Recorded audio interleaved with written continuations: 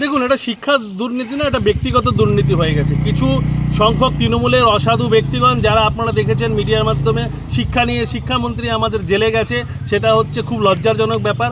এবং শিক্ষার আপনারা দেখতে পেলেন 26,000 লোকের শিক্ষকের চাকরি চলে গেল এবং বর্তমানে 10,000-এর মতন প্রাইমারি স্কুল বন্ধ হয়ে গেছে। ঠিক আছে, এই কোন সরকারের আমলে হয়েছে? তৃণমূল সরকারের আমলে। তৃণমূল সরকার চায় না যে এখানকার মানুষ শিক্ষিত হোক।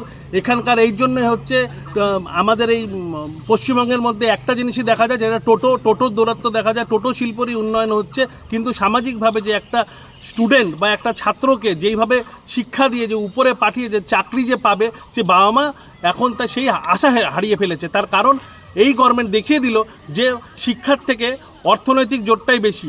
যে যত টাকা দিবে সে সেই স্কুলে বা সেই ডিপার্টমেন্টে সে চাকরিটা পাবে। এটা তৃণমূল গভর্নমেন্ট আমাদের দেখিয়ে দিল।